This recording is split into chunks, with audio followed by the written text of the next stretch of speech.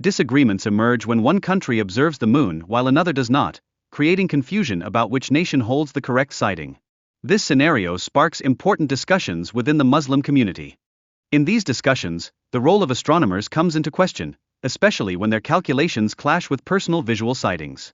This discrepancy raises doubts regarding the credibility of both eyewitness accounts and scientific methodologies. Islamic scholars stress that direct moon sighting remains more reliable than astronomical calculations. This principle has historically shaped the determination of Islamic months and festivals. Several conditions dictate the visibility of the moon, such as its age and the interval between sunset and moonset. These elements significantly influence the likelihood of observing the crescent. To assess crescent visibility, various astronomical standards, like the moon's altitude and its angular distance from the sun, are employed. These criteria can vary widely based on geographic location.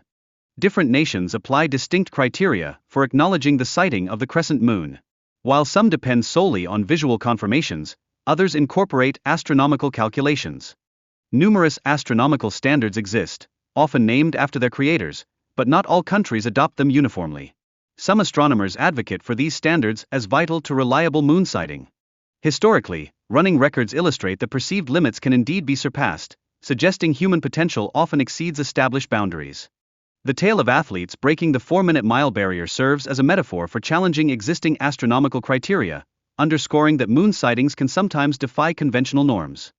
To enhance crescent moon visibility assessments on specific dates, a calculator has been devised, offering key astronomical data, including sunset and moonset times. Varying criteria for moon visibility across different locations complicate the determination of the crescent's observability, taking into account factors like altitude and elongation.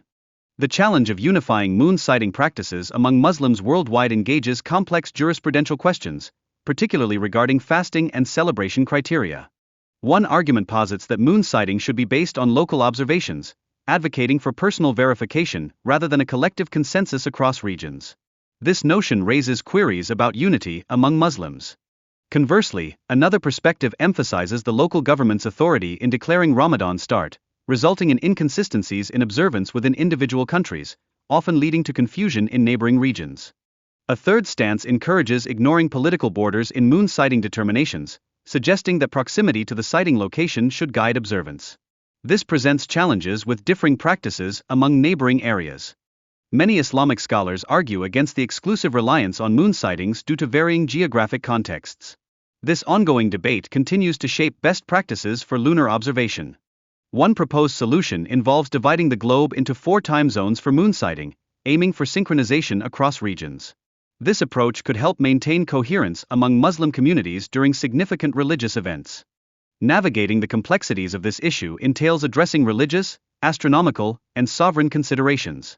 Countries must strike a balance between their individual practices and the overarching desire for greater unity among Muslims globally.